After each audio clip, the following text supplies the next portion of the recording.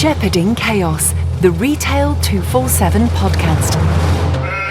Embracing change in the world of retail tech. Yeah, hi Martin. Welcome to another edition of Shepherding Chaos. Our first, our second edition of 2023. Is it? Because the first one was with Kathy. Oh yes, McCabe. indeed. Exactly, which was very good. So anyway, And our first video effort. It is our first video effort, and if I'd have remembered that, I'd have actually worn a shirt.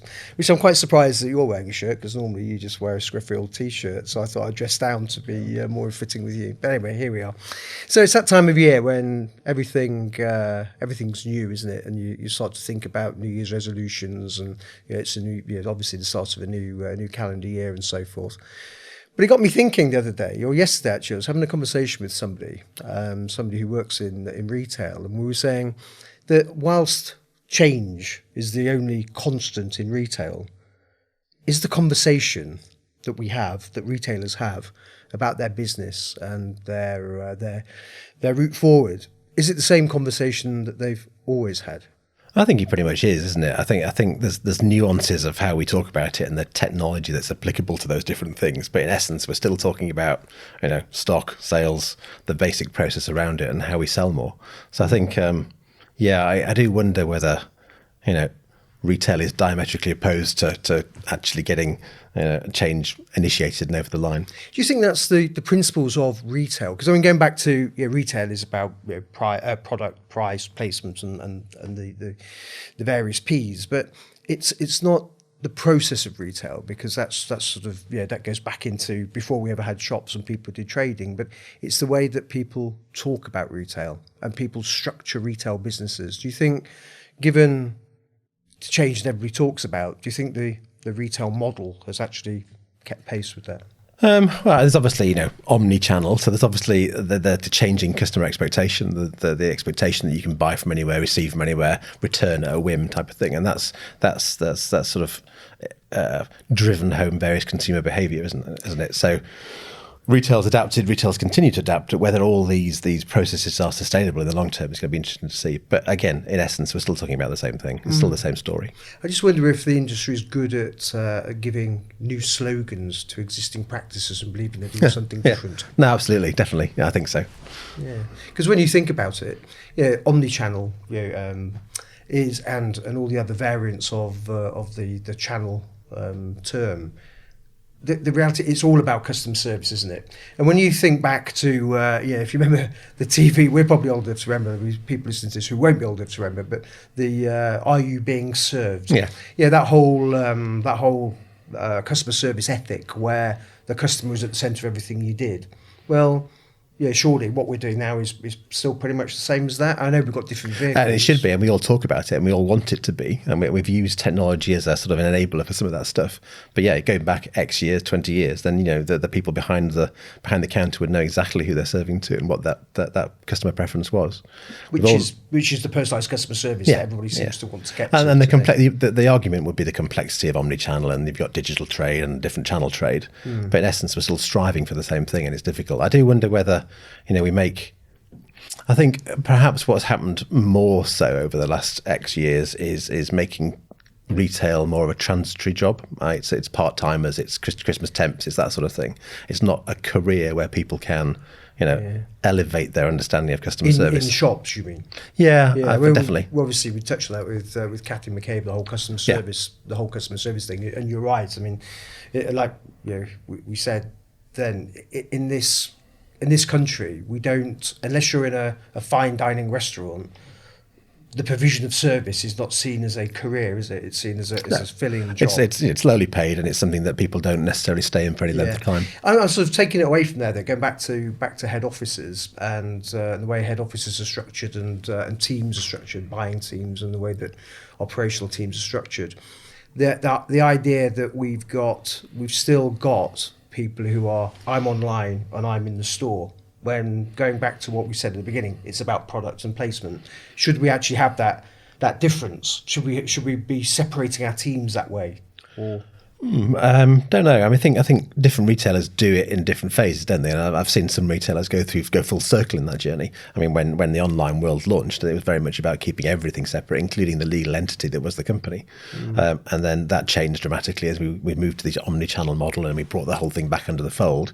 And I think we're still paying the price of that initial decision in some instances. We're seeing, walls and barriers between those different functions actually causing, an obstruction to better service sometimes. Yeah, We've worked with retailers, or talked to retailers where there's almost confrontation between the digital world and the physical world, and different pricing structures, different processes, and that again is completely opposed to giving the customer that better service. It is, and I think we're technologists, and On a good day, and so we are at the brunt of receiving the reason the business can't operate in this particular way is because of the technology, and we are still talking the technology sector. The simple answer, if you've got a problem with stock, is to replace your supply chain solution and do something different. Which, going back through my career, the number of iterations of supply chain systems where people moved from one supply chain system to the other, and then 6 weeks after they got live, they said it wasn't as good as the system they replaced. And so, but has the business? After this conversation I had yesterday, I'm thinking, I'm not too sure the business has really changed that much. We keep changing systems. But are systems the problem, or is it something more fundamental? Yeah, we've spoken before, haven't we, on numerous occasions? There's a lot of money wasted on, and looking for that magic wand that's going to make everything better. And in reality, and more often than not, you end up replicating a process that doesn't work in the first place. So I think, technology in isolation is pointless, and there's got to be. I suppose I don't really see why most retailers don't just follow the same process, and that the conversation we constantly have about out-of-the-box solutions versus bespoke solutions, in essence, most retailers are doing the same thing, and it's only the periphery of what they do that makes the difference. So I think the fundamentals of again, we're back to a sales pitch almost, but it's about the basics of stock, product, customer that should be common and should work in a reasonably similar model across retailers. Yeah, I've always said that technology won't make a bad retailer a good retailer. If you've got a retailer who's not selling enough and they're not getting enough customers, and people their customers are leaving them in droves, just putting new technology in there isn't going to be, like you say, the golden wand. It's like the golden ticket. Magic wand. The magic wand, yes, that's right. Golden ticket, magic wand. It is early in the year yet, so I'm not quite back on it. But technology will certainly make a good retailer more efficient and potentially open opportunities to make certain processes better. But it's all about the vision. My phrase is, technology isn't always the solution, but it's often the problem. So a similar sort of ilk. It's about, done well, yes, great, make things better and handle volume and omni-channel awareness. But more often than not, done badly, it becomes a big barrier to success. But if you haven't got, as any business, really, it doesn't have to be retail, but we're talking specifically about retail here, obviously. But if you haven't got a vision for where you want your business to go and what you want it to be known for, then you can't implement systems that are going to support your process, because if you don't know where you want to go, how do you know what the process is going to be? And in a landscape where change, particularly consumer-driven change, whatever app is flavour of the month or payment method is flavour of the month, retailers need to be quite receptive and adaptive to that sort of world. You're in an environment that constantly changes, so it makes it hard to impose technology anyway. Well, again, that sort of brings back to the way that people think. People still thinking about technology in the way they've always thought about technology. You have a set of requirements, whether they're aligned to a long-term vision for the business or whether it's a sort of just a short-termism. So it's more of a treatment for a pain at the moment as opposed to a vitamin to make you stronger for the future. Do you like that? That's very good. That's great, isn't it? I use that. Right, I've recorded it. Yeah. I heard that at the private equity presentation yesterday. I thought you'd come up with something original for a second. No. That's another thing. Yeah, what is original? Let's define original. But and I've now completely lost my train of thought. But I just. So traditionally, people have a pain point, and they go out looking for a system or a set of systems or some form of solution to address that pain point. and they address the pain point. But as we've talked about before, by the time it's implemented, because it still takes time. They've to implement. replicated the pain point. Yeah, They absolutely. have. I mean, they've just got different problems. Yeah, they haven't really taken anything, to use my stolen painkiller and vitamin analogy. They haven't taken a vitamin that's going to make them grow stronger for the future. So is that? I don't really see that. No, and I do wonder how retailers can get out of the cycle, and I think we just have to acknowledge that we're not sending people to Mars. Retail is a fairly fluid environment. Nobody dies if we get it wrong, type of thing, and take technology as a layer of basics and a layer of things that will change, and just acknowledge that and get on with it. It still amazes me that we are making a pitch more often than not about you need an accurate view of stock. Well, of course you do. And that's become more apparent and more obvious in the omnichannel world, because people want to buy stuff from various locations, and to make a promise to a customer to be able to give them some stock. It is essential to know how much stock you've got. And the fact that we're still talking about these really fundamentals is a bit disappointing, frankly, from my 35 years in the retail world. It is, and I don't think that's not a technologist's problem of keep banging the same drum and nobody's listening. It's actually still truly a problem. Yeah. And I've experienced some. I've had some experiences recently, and some in the past, where I've been let down badly by retailers, or one in likewise. particular, where something is going to be delivered to me, but it doesn't get delivered, and afterwards I get found it doesn't get delivered because it's not in stock. And you say, well, when's it coming in? And there's no visibility of when it's coming in stock. But there was something in the store that told me they had it in the warehouse. Yeah, and you think, very frustrating. Yeah, I had a similar experience recently buying a kitchen appliance, and up until the previous day, I got the text saying, "Make sure you're in. You've got to do this, this, and this. Make sure you're in. Your delivery will be the definitely here tomorrow."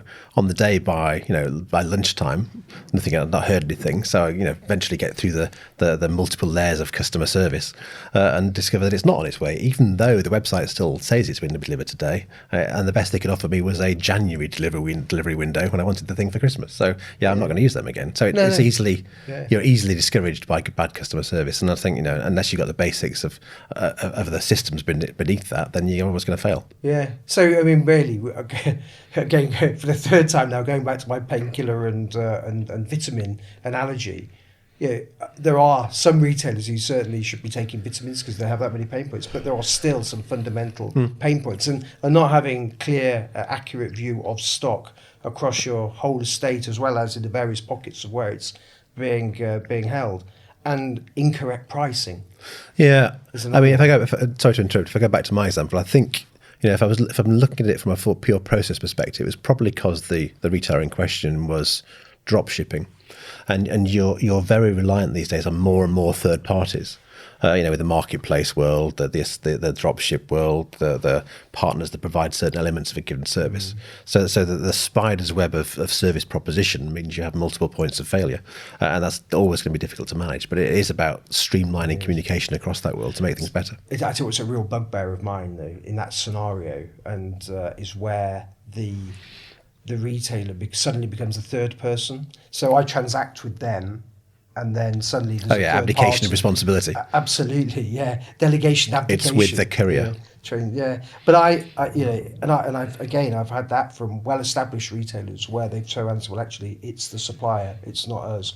And I'm talking about branded goods. I'm not talking about manufacturing own brand goods.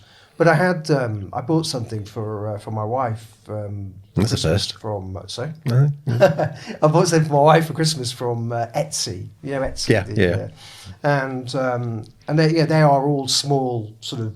A lot of them are all small, working from home cottage industries. Or at least the one I was. They claim to be. Yeah, they claim to be. This one genuinely was, and I have to say, the customer service was absolutely brilliant. It was something quite specific that was personalised, and they really walked through the personalisation process. Obviously, I never met the people because it's all done online. When it arrived, it wasn't quite right. They explained the fact that they sent the designs, it had come from the supplier, but rather than abdicate, they took full responsibility for getting it sorted. And within 3 or 4 days, the replacement item had arrived. And now I've got two, one that's wrong, one that's right. Sadly, that probably means they make a loss on that transaction, and you've got to question how sustainable their business model is, but that's the difficult bit. It is sad, but then, I will go back to that person and buy more. You know, and it's I know a lot of retailers are realising that that they are hemorrhaging money, things like free returns and so forth. But there's almost like an expectation level that you're going to get this great service, and if it's not delivered, Yeah. you know, where do you go next? Absolutely. Back to Etsy, probably. And it happens at all. I mean, you're always going to get some failure, and you need to have the necessary process and attitude to deal with that failure. Because we're telling stories now, but I got something from Apple, and it should have been delivered pre-Christmas. So we're never going to work with Apple. I go to Etsy, you go to it's Apple. a small purchase, and it didn't arrive, and the courier lost it, and it was a courier's fault, and the whole process for getting Apple to resend out took more effort than I would have expected. Yeah. I mean, they're uniquely placed because they're the only people that sell these things, so you're going to go back to them. But yeah, I was disappointed with the service I got, and I told them, but my views will be swamped into nobody cares world. It is, yeah. That is a real problem, and absolutely an issue that you have where large companies say, "Tell us about your problems, we'll do something about it." We should do a whole podcast on surveys. Actually, I guess we should. Customer surveys. There are far too many surveys in life. There are, well, there's increasingly more surveys in general life. I mean, statistics can prove any argument you want to make, can't they? But so going back to the topic then about having the same conversations. I mean, we've sat here now. We've gone from talking about the fundamental issues of people not being able to have the right visibility of stock, and we haven't talked about price, but I brought price into it. But price is still fundamentally a problem. There's nothing more surprising than when you think you're going to buy yourself. I went to a retailer recently and bought my sort of barber top, and I thought, I'll go and buy that. And I took it over, and they said, "Well, thank you, that's £40." I said £80 on the ticket. And I said, "Are you sure? Yeah, are you sure that's right?" Being the honest person that I am, and the person behind the deal said, "Yeah, it's on sale." I thought, well, if you advertise it's on sale, I may have bought two rather than one. So, absolutely. But we've talked about the fundamentals of product and price.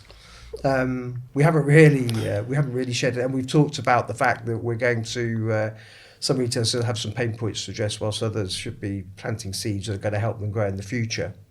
But I suppose it's really difficult to grow in the future when we know what might come round the bend. We just don't know where the bend is. So it's a very volatile world. Anyway, we'll see.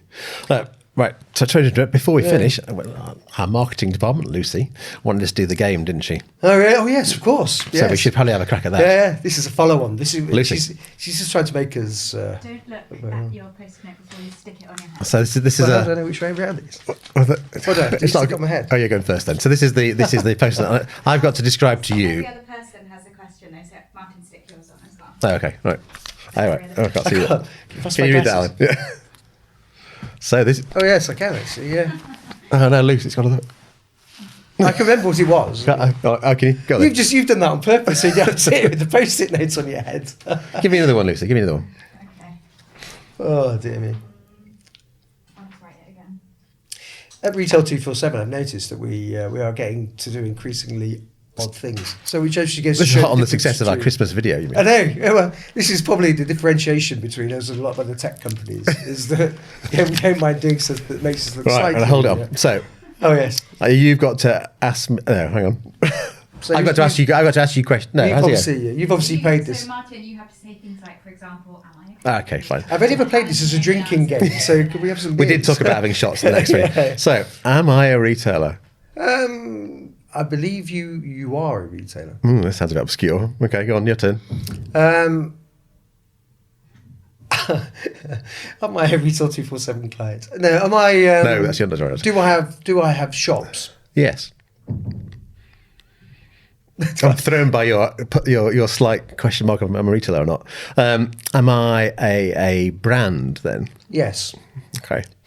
Okay. Am I a national or international retailer? Ooh, both.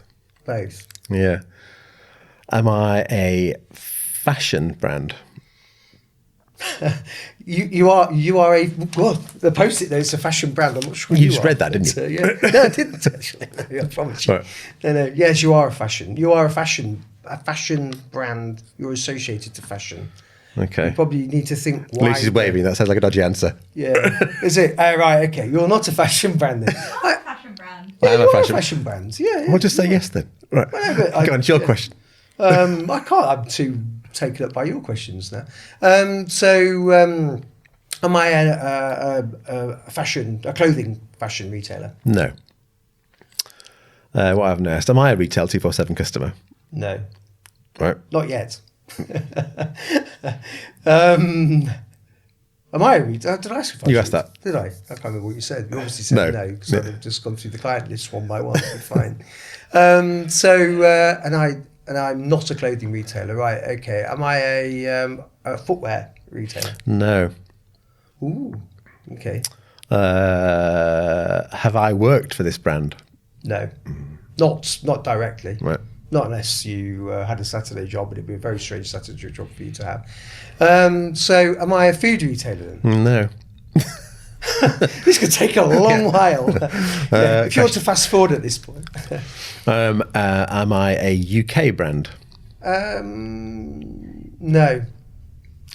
not you. You trade in the UK, but Okay. you're not a UK brand. Not as far as I'm aware, anyway. Your turn. Okay. Would you use would you buy from the retailer I have stuck on my forehead? Yes. You would, And have.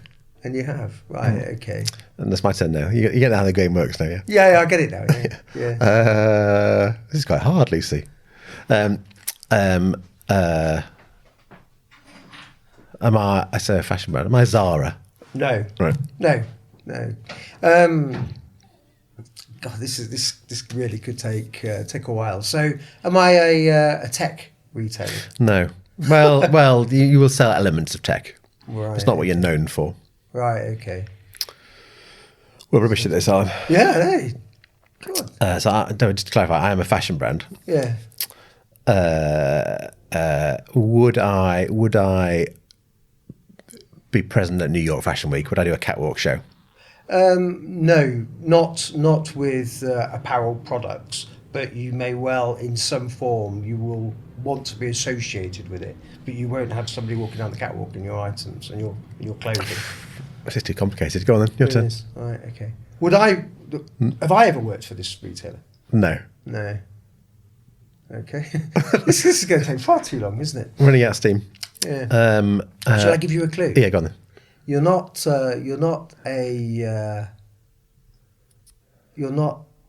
a solid state product, as far as I know, unless they do some solid state product. But I would have thought you were more known for. Virtual stuff. I actually might be completely misleading you here, because to be honest with you, I know the brand name really, really well, but I'm not. You don't know what they do? Well, How can you answer these questions if you don't know what they do? I don't know. You just post it now on my head.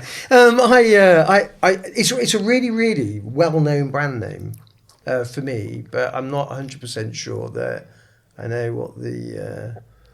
I've got a feeling I know what the product is, but I'm not 100% sure. This could be it's actually quite an interesting point, isn't it? There's a lot of brands. There are some brands that people know the brand name really well, but can't necessarily describe what the brand's. Go on, ask a question. So am I? So I'm not food. I'm not clothing. I'm not footwear. I'm not a tech company. You will hit on it. It's not an unusual product combo, although it's a mixed product combo. So I'm assuming you're not going to sort of do me on a technicality here. That I'm going to be a sports retailer. No. Okay.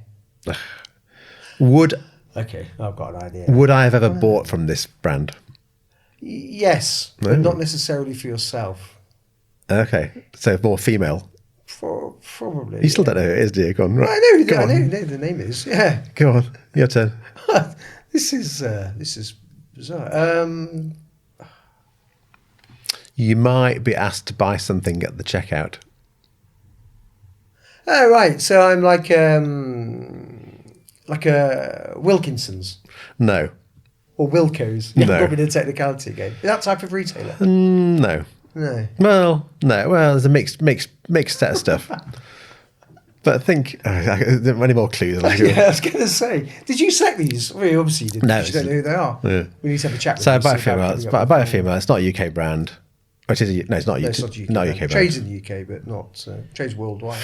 It's a really well-known brand. When I tell you what it is, you'll go, I know that. And actually, they do sell this, but Do they do accessories as well? I can't. Again, really you don't know, do you? Because I think you see the product that I know them for. The product I know them for is not a solid state product. What do you mean by solid state? Well, it's not like a shirt or a table or a can of baked beans or. It's virtual. No, it's not virtual. No, it's something. It's more of a sensory product. No. Like a I wish I was there. like a scent of perfume at the beauty world. Yes. Okay. Yeah. Do you want to have a guess? Because this is falling deep. There's a minute I won't be able to see you because it's going further and further down my face. So I'd rather. It's a Estee Lauder. Close, but not quite. Go on, your turn. Yeah. So I'm not Wilkinson. Go back to your products. God. Or Amazon first known to sell for? Oh yeah, I'm a bookshop. So I'm Waterstones. No, because I said they sell mixed products, but you, yeah. Oh, I'm getting there now, aren't I? Oh, W.H. Smiths. that was your second guess after this loud, but yes. That's fine. Oh, fantastic, yeah. Yeah, Christian Dior. Okay, very good. Yeah. We were pretty Actually, I much- heard today read on the train coming down today that there were massive queues outside the W.H. Smiths at one of the train stations in London. People queuing up to buy the Harry book, Spare. Yeah. Massive Yeah, queues, apparently. blimey, keen. Yeah. People queue for everything, don't Right, they? I think we'll wrap it up there, Yeah, I Alan. think Thank so, you. yeah. We'll see See whether what that's. it is, I hope the listener will be pleased with that. Yeah, Next time we should play the After Eight game. Have you ever played the After Eight game? is that where you get it down your face? It's where you put it on your head, but you've got to be hot, and you've got to then get it into your mouth without actually using your fingers. Yeah, I'm You sure. get I'm trouser sure the chocolate audience all will be down your thrilled. face. Yeah. Okay. Until All right. next time, Alan. Thank Yeah, you. cheers, Martin. Bye.